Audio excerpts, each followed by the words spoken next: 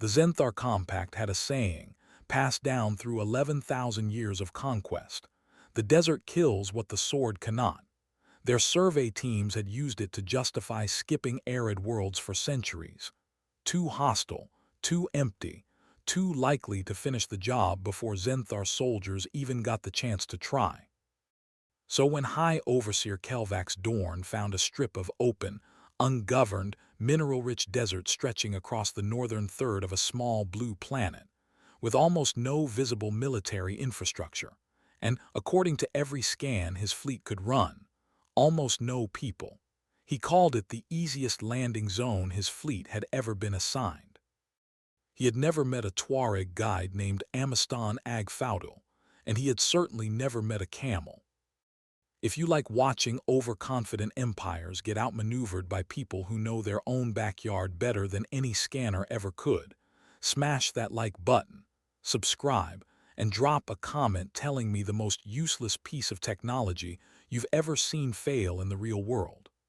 Let's go to the Sahara, because the sand's about to teach a masterclass nobody up in orbit was ready for. The Sahara does not forgive assumptions. It is 3.5 million square miles of heat that kills the unprepared in hours, cold that kills the unprepared at night, and distance that swallows anyone who thinks a straight line is the same thing as a safe line.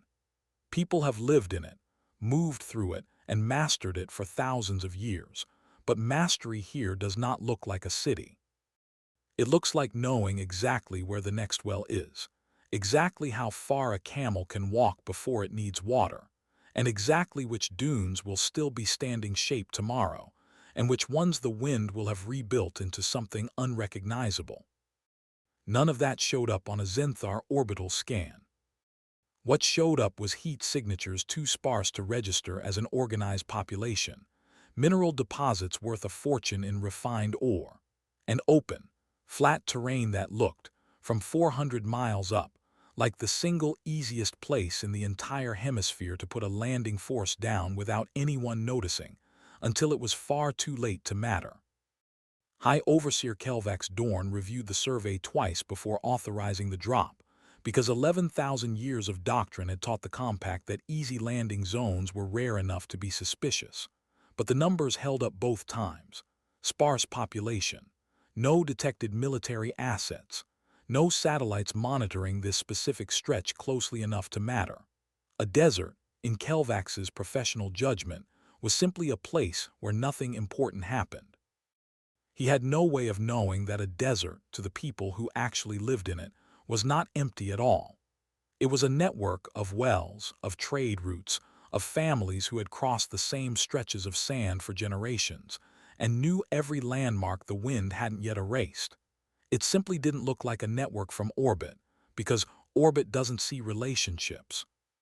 It sees heat and metal and flat ground, and the Sahara, from 400 miles up, offered plenty of all three and told the truth about none of it.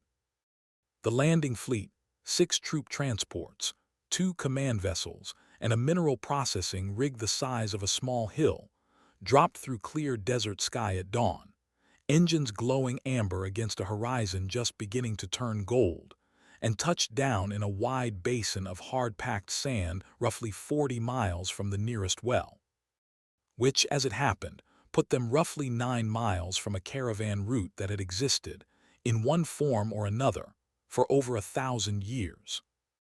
Amistan Ag Faudal had been leading caravans across this stretch of desert since he was 16 years old, following a route his father had taught him, and his father's father had taught him, through country that had no roads because roads weren't necessary when you knew the land itself.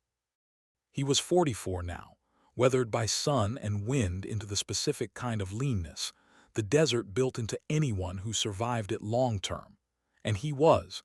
At the moment, 6 alien transports dropped out of the sky less than 10 miles from his caravan, mostly annoyed that something had spooked his lead camel badly enough to break stride.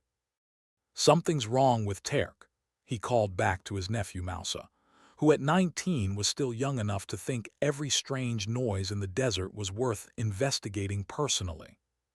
"Wrong how?" He spooked, Hasn't been spooked like that since the sandstorm 2 years back. Emistan reined his own camel to a stop and looked toward the horizon, where a column of dust and heat shimmer was rising from a spot that had, as far as he knew, never had anything on it before. What's that? Mousa squinted. Storm. No wind for it. Fire. No smoke. Colors wrong. Emistan watched the shimmer for a long moment, the way a man watches something he can't yet name but already distrusts. We'll go around. Whatever it is, it's not our business unless it comes looking for it. It came looking for it within the hour. High Overseer Kelvax deployed his first reconnaissance patrol at 700 local time. 6 soldiers in light desert-traded armor with orders to establish the perimeter, assess local conditions, and report back before the heat of full day, made extended movement inadvisable even for Zenthar equipment, which was built for a great many climates but had never been extensively field-tested against a Saharan summer. The patrol leader, a methodical soldier named Vresh, took point with a scanner sweeping slow arcs across a horizon that, to his sensors, looked almost entirely empty. Heat signatures sparse, vegetation minimal, terrain flat and open in every direction, offering no natural cover, no elevated ground, and according to every readout he had no meaningful threat. Which was why, when Vresh's patrol crested a low rise and found themselves looking down into a shallow wadi occupied by a caravan of 19 camels, 4 goats, and 11 people, his first instinct was not caution. It was mild curiosity, the kind a soldier feels toward wildlife that hasn't yet been classified as dangerous. Report, Kelvax's voice came over the squad channel. What have you found? Vresh studied the caravan through his scope. Local fauna, overseer, large quadrupeds domesticated by the look of it, and a small group of humans, the dominant species designation matches survey data. 11 individuals, minimal visible technology, no detected weapons beyond what appears to be edged tools. Assessment. No threat, overseer. Recommend we observe and proceed with primary objective. It was, on paper, a completely reasonable assessment. 11 people with knives against 6 armed soldiers in powered armor was not, by any conventional military logic, a fair fight.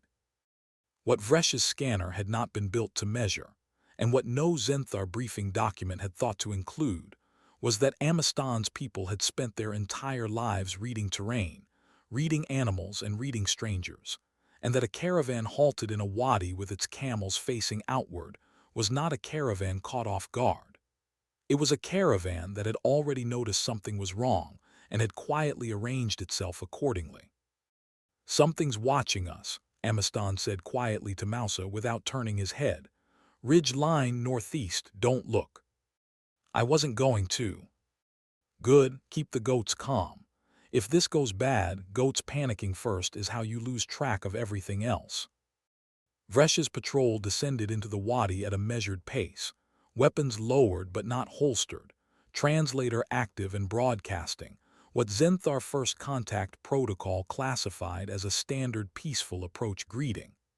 A series of tones meant to convey non-hostile intent to a species whose actual language the translator had not yet had time to properly parse. What it produced to human ears was a flat mechanical warble that sounded, according to Mouse's later description, like a phone ringing underwater. Amistan raised a hand, palm out, the universal gesture for stop and let's talk, which the Zenthar translator flagged correctly, for once, as a request for parley. You are the dominant local species, Vresh said, translator working through the accented cadence of a language it was still building a model for. We are the Zenthar Compact. We have claimed this territory for resource extraction. State your position. Amistan looked at the 6 armored figures, at the strange angular weapons they carried but hadn't raised, and made a series of calculations that had nothing to do with Zenthar military doctrine and everything to do with 44 years of desert experience. 6 of them. Armor that looked heavy meant slow in deep sand, whatever it was made of. No visible water supply on any of them. No visible shade gear beyond what their suits provided. And it was not yet 8 in the morning. "My position," Amiston said, through the strange, warbling translation, "is that you have landed in a place that will kill you by noon if you don't already know where the water is. And you don't." Vresh's translator processed this with a delay long enough that Amiston noticed it. "Clarify. Are you making a threat?"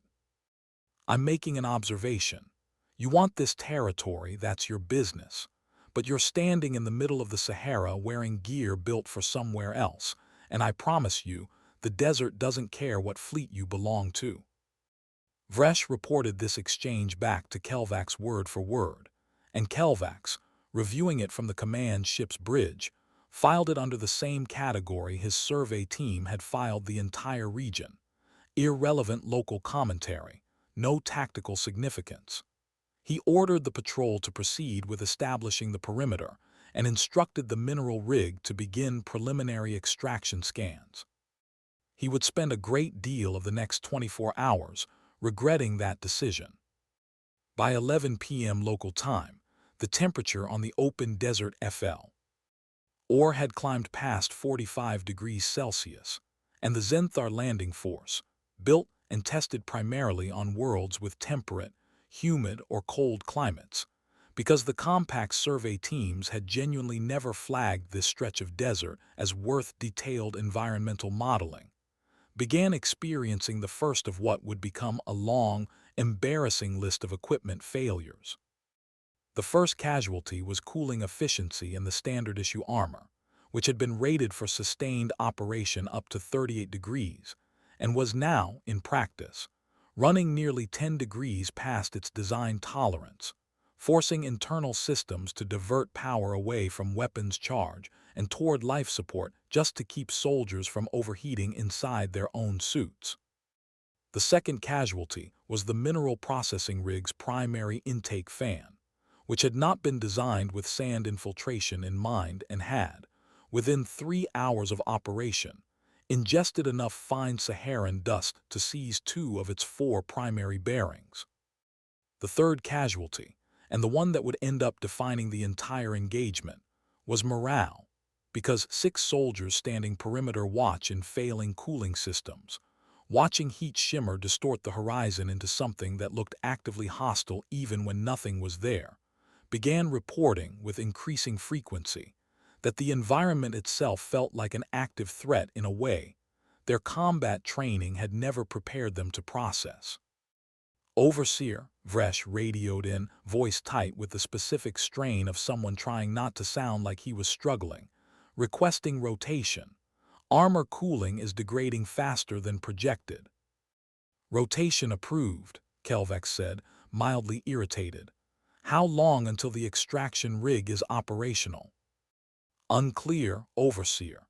Engineering reports contamination in the primary intake system." "Contamination from what?" There was a pause. "Sand, Overseer." Kelvax stared at the report for a long moment, the way a man stares at a sentence that technically makes sense and still feels like it shouldn't be true. 11,000 years of compact conquest doctrine, and nowhere in it had anyone thought to specifically address the possibility that an advanced mining operation might be defeated by fine-grained mineral particulate blowing directly into the machinery designed to extract fine-grained mineral particulate. "Fix it," he said, and went back to reviewing the rest of the deployment, unaware that the desert had only just begun making its case. While Zenthar engineering fought a losing battle against sand, Amiston's caravan had continued on its route, watching the strange metal shapes on the horizon from a careful distance, and by early afternoon had reached the well at Tin Aicha, where 3 other families were already gathered. A coincidence of timing that turned into something considerably more useful once Amiston explained what he'd seen. 6 of them, he said, over tea poured the traditional way, 3 rounds, strong and sweet, while camels rested in whatever shade the palms could offer. Armored, armed, and their machines already broken down twice that I could tell from a distance. They don't know the wells. They don't know the wind patterns. And from what I could see, they don't have proper shade. An older man named Bay Ag Alwali, who had run this route for nearly 50 years and had a reputation across 3 regions for having outlasted more sandstorms than most men had years, considered this with the specific patience of someone who had heard about a great many invasions, conquests, and grand plans over the decades, all of which the desert had, eventually, worn down to nothing. They came for the ground, he said. It wasn't a question. Look that way. Big machine, digging equipment, more transports than they needed for 6 soldiers. Then they'll be here a while, which means they'll need water eventually, whether they know it or not. Bay set down his tea glass and looked toward the horizon, where the faint shimmer of the Zenthar camp was still visible even at this distance. Word should go out. Not to fight them, not yet. No sense picking a fight with something you don't understand yet. Just to watch. The desert does most of the work on its own if you let it. We just need to know where they end up when it does. By evening, word had reached 4 more encampments along a network of trade routes that had existed for centuries, all of it moving faster and more efficiently than any Zenthar communication the invaders had set up, because it didn't depend on satellites or relay stations. It depended on people who talked to each other, who trusted each other, and who had, collectively, several centuries of accumulated knowledge about exactly how this particular desert dealt with things that didn't belong in it. Nobody had briefed High Overseer Kelvax on what happens to a desert at night, because nobody on his survey team had considered nighttime desert conditions relevant to a mission that was, on paper, about extracting minerals during daylight operations and returning to orbit before anything troublesome could develop. What happened was that the temperature, which had peaked past 45 degrees at midday, began falling as soon as the sun dropped below the horizon, and kept falling, steadily and without mercy, until by 2 in the morning it had dropped below 10 degrees Celsius. A nearly 40-degree swing that the Zenthar armor's already compromised cooling systems handled by, essentially, giving up entirely and leaving several soldiers standing perimeter watch in equipment now working against them in the opposite direction, no longer fighting to cool them down but failing to keep them warm. "This world is broken," a young trooper named Kessa muttered to Vresh, teeth audibly chattering through the comm channel. "It cannot decide what temperature it wants to be." "Focus on the perimeter," Vresh said, though he privately agreed with the sentiment more than doctrine strictly permitted.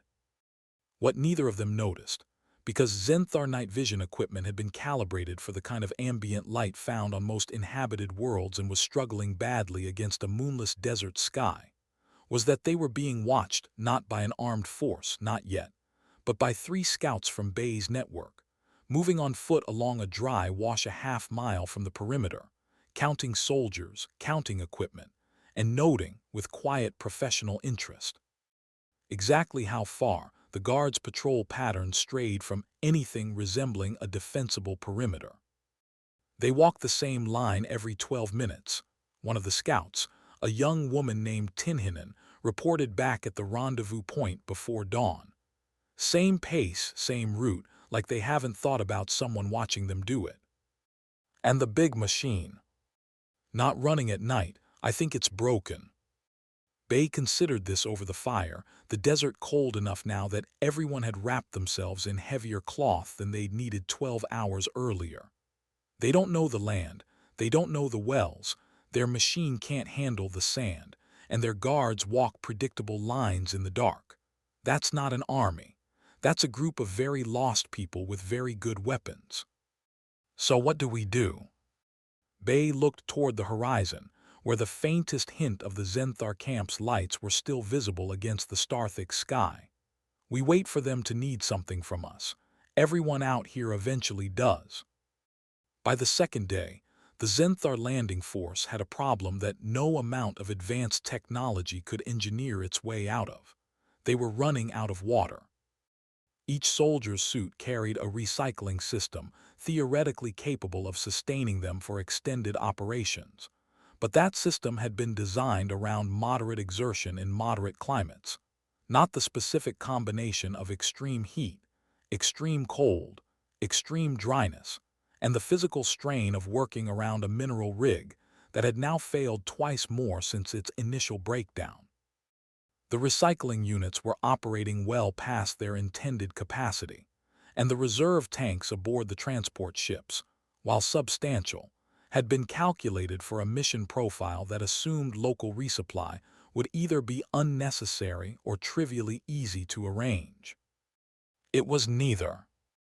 Overseer, the fleet's logistics officer, reported, in the careful tone of someone delivering news they knew would not be well received. Current water reserves will sustain the landing force for approximately 60 more hours at current consumption.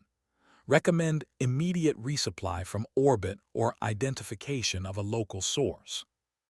Kelvax, who had by this point spent 36 hours watching his mining operation fail, his soldiers struggle against a climate his survey had badly underestimated, and his careful conquest timeline dissolve into a series of increasingly undignified engineering emergencies, allowed himself a moment of genuine frustration before responding. Orbital resupply timeline. 41 hours, Overseer, given current fleet positioning. And local sources. There was a pause. Scans indicate several subsurface water deposits within a 50-mile radius, Overseer. However, our extraction equipment is not currently rated for water recovery, and the mineral rig's malfunction has consumed the engineering team's full attention. Kelvax stared at the report and arrived, slowly, at a conclusion that 11,000 years of compact doctrine had never prepared him to reach gracefully. The local population, the same 11 people his first patrol had dismissed as irrelevant local commentary, almost certainly knew exactly where every one of those water deposits was, how to reach them, and how to draw from them without the kind of specialized equipment his fleet had left in orbit.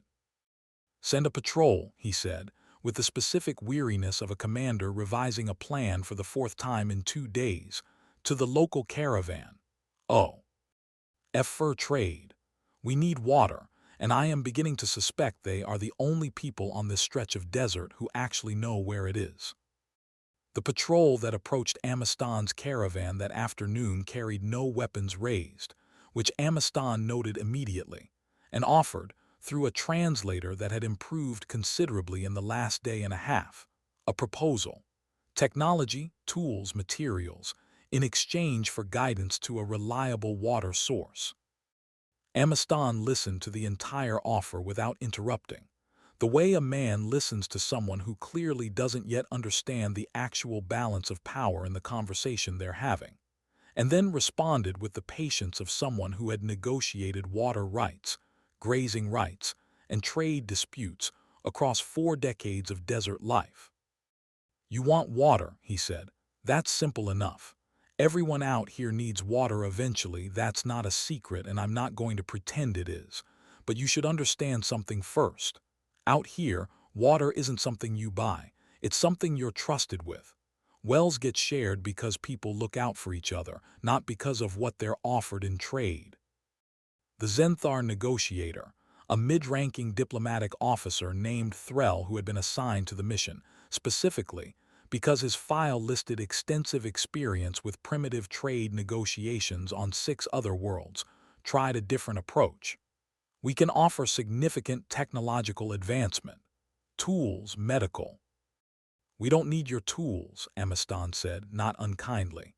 "We've survived out here a very long time without them. What you need is trust, and trust isn't something you get from an offer.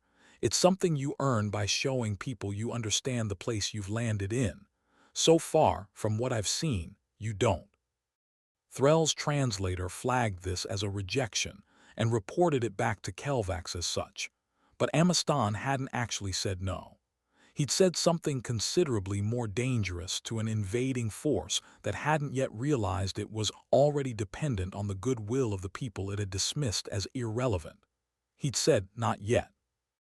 On the 3rd day, the mineral processing rig failed for the final time, its intake system so thoroughly compromised by sand infiltration that the engineering team, after 18 straight hours of attempted repair, formally reported it non-operational without a full parts replacement that would require, at minimum, a supply run back to the nearest compact staging world, a round trip measured in weeks, not hours.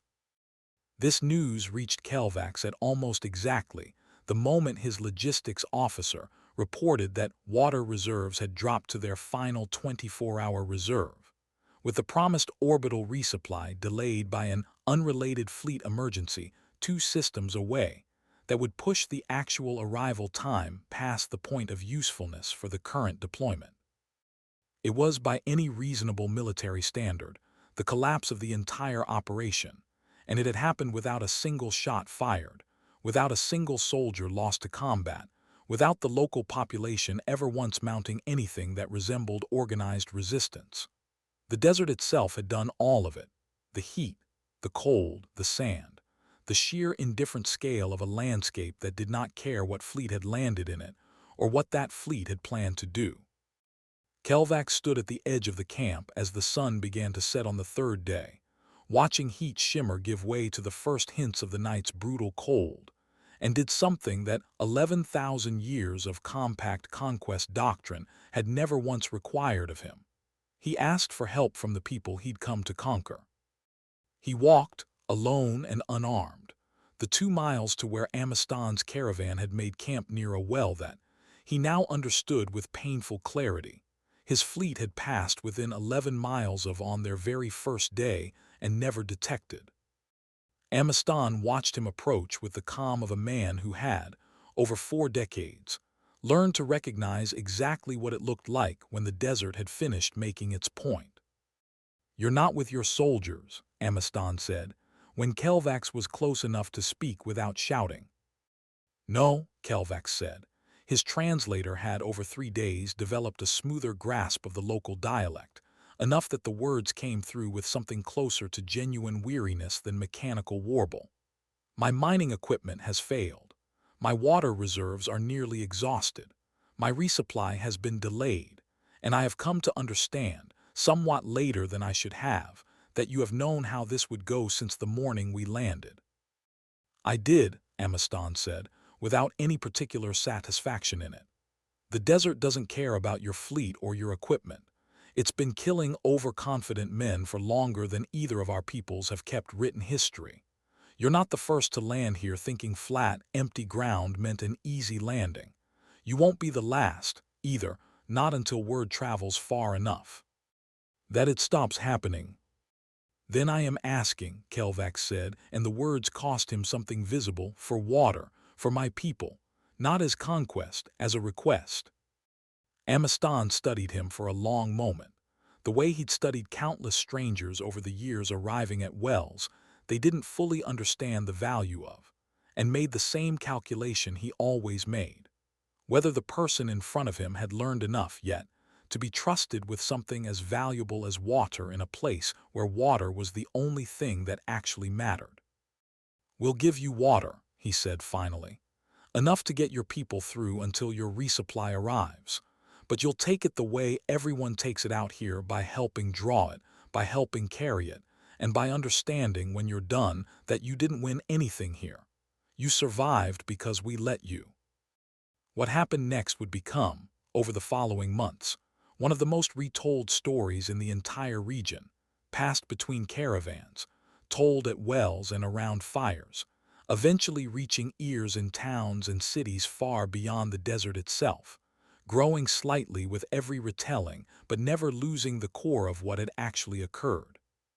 With the mining rig confirmed non-operational and water reserves critical, Kelvax made the decision to consolidate his remaining forces and abandon the ground operation entirely, ordering all 6 soldiers and the diplomatic team back to the primary transport for immediate evacuation to orbit, planning to regroup, resupply properly, and reassess whether this stretch of desert was worth a second attempt at all.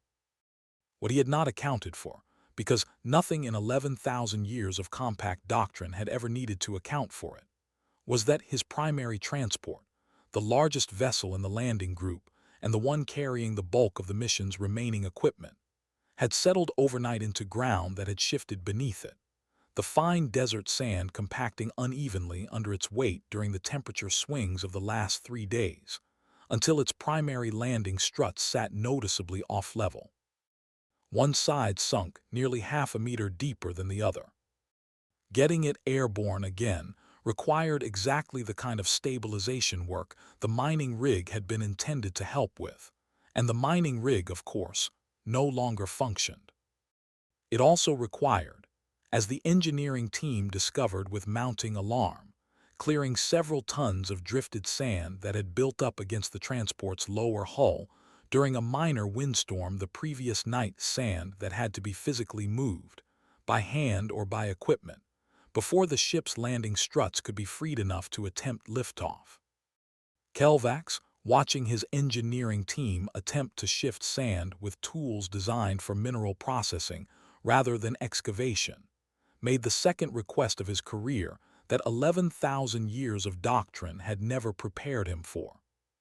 "You said you'd help us leave," he said to Amiston, who had come, along with several members of the wider caravan network, to observe what was, by any measure, becoming the most interesting thing to happen in this stretch of desert in living memory. "We are stuck." Amiston looked at the transport, half-buried, listing, its engineering team exhausted and out of practical options, and then looked at the 19 camels currently resting nearby, each one capable of sustained heavy hauling across exactly the kind of soft, uneven sand that had trapped the Zenthar's finest engineering. "We can move it," he said, "but it'll cost you something." "Name it." "Fair trade for the water we've already given, and a promise, the real kind, not the kind written down somewhere and forgotten, that if your people come back to this desert, you come back understanding it belongs to the people who already live in it, not as an empty stretch of ground to be claimed." Kelvax, standing in sand that had defeated his cooling systems, his mining equipment, his water logistics, and now his ability to simply leave, found himself agreeing to terms that no compact negotiator would have recommended, and that felt, in the moment, like the only reasonable choice available to him. What followed took the better part of 6 hours and involved a system of harnesses, ropes, and coordinated pulling that Amiston's people had refined over generations for moving heavy loads across soft sand. Techniques developed for hauling salt, dates, and trade goods across some of the most unforgiving terrain on the planet, applied now, with a certain grim satisfaction, to an interstellar spacecraft. 19 camels, arranged in a careful formation that Bay directed with the calm authority of a man who had moved far heavier and far more awkward loads than this over the decades, took up positions around the transport's lower hull. Harnessed to a network of lines, the Zenthar engineering team had, after some negotiation, agreed to attach at points their own sensors identified as structurally sound. "This will not work," Kessa said, watching the arrangement with open skepticism from a safe distance. "That vessel weighs more than every one of those animals combined, many times over." "It's not about weight," Amiston said, overhearing. "It's about angle, timing, and not fighting the sand. You dig a straight line through loose ground, it fights you the whole way. You work with the shift, pull at the right moment, let the ground help instead of resist, and even a heavy load comes free." On Bay's signal, a single sharp call, timed to a rhythm the camels had clearly worked with before, all 19 animals leaned into their harnesses at once, not in a sudden violent pull, but in a smooth, coordinated surge that distributed the strain evenly across the whole line, and the transport's sunken strut, freed from tons of compacted sand by hours of careful digging beforehand, shifted, groaned, and rose free of the ground it had been trapped in. The Zenthar engineering team, watching their multi-million credit interstellar vessel get pulled level by a formation of camels working in perfect, practiced coordination, filed a report back to Fleet Command that would go on to become, alongside Fleet Commander Vosk's crab boat incident several months later on the same world, one of the most dread anomalous first contact reports in the entire compact archive. Vessel recovery achieved through coordinated animal labor, organized by local guide personnel using techniques with no equivalent in current compact engineering doctrine. Recommend immediate study of local load distribution and terrain adaptation methods. Note: local personnel appear to regard this as a routine solution, not a remarkable one. With the transport freed and level, its landing struts reinforced with makeshift bracing the caravan's own metalworkers had helped fabricate from spare parts, and water reserves replenished from the well at Tin Aicha under the same terms Amistan had negotiated. Kelvax's landing force prepared for departure 4 days after arriving in a mission that had begun as a straightforward mineral extraction operation and ended as something considerably harder to classify. Before boarding for the final time, Kelvax sought out Amistan one last time, finding him at the edge of camp checking the loads on his own caravan, preparing to continue the route his family had walked for generations, entirely unbothered by the fact that he had just spent an afternoon extracting an alien spacecraft from the sand with a team of camels. "I do not fully understand what happened here," Kelvax admitted. "By every measure my people used to assess a conquest, this world should have been simple. Sparse population, minimal technology, no organized defense." "You measured the wrong things," Amistan said. "You looked at how many of us there were and how few weapons we carried, and you decided that meant we were weak. But out here, the desert does the deciding, not us. All we did was know it better than you did. That's not a weapon. It's just knowing you're home. Will you tell others that we came?" Amistan considered this, looking out at the vast open stretch of gold and red sand rolling toward a horizon that had swallowed empires long before the Zenthar Compact had ever charted a star. "It'll get told. Stories always do, out here. But I expect by the time it's traveled far enough, half of it'll be exaggerated and the other half nobody will believe anyway. That's fine. The desert doesn't need anyone to believe in it. It just keeps being what it is. And eventually, everyone who tries to take it without understanding it learns the same lesson you just did."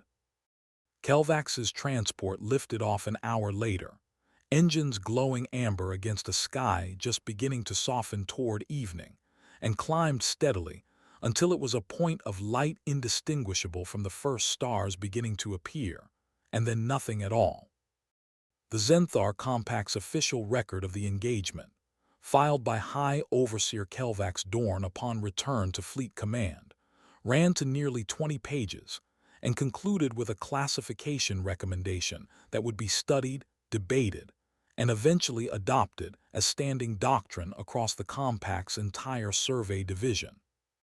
This world's arid regions must not be assessed by population density or visible infrastructure alone.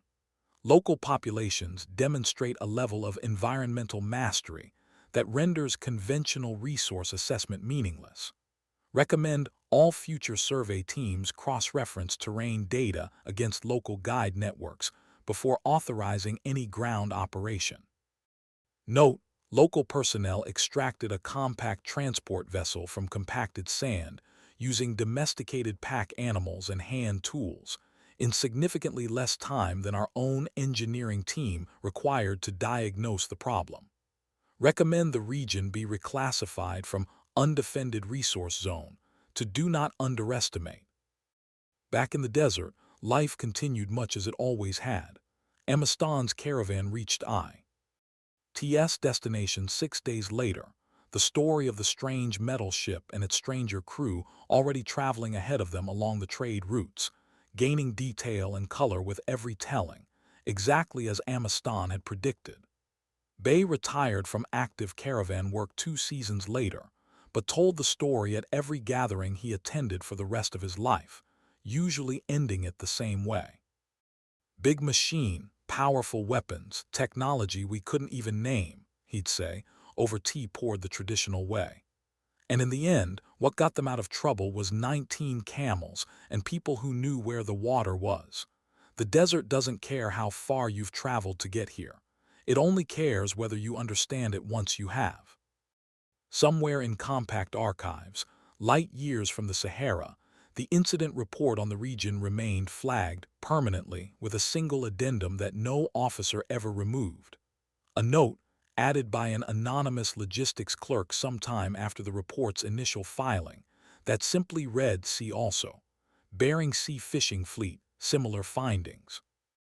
Nobody in the compact ever quite worked out what it meant that this small, unassuming planet kept producing populations who treated invasion as a scheduling inconvenience rather than an emergency, and defeated advanced fleets not through weapons or war, but through the simple, stubborn fact of already knowing their own home better than anyone arriving from the stars ever could. If you enjoyed watching another empire get quietly outmaneuvered by people who know their own ground, hit that like button, subscribe so you don't miss the next one, and drop a comment telling me which Earth environment you think would humble an invading fleet the fastest. Thanks for riding along. I'll see you in the next one.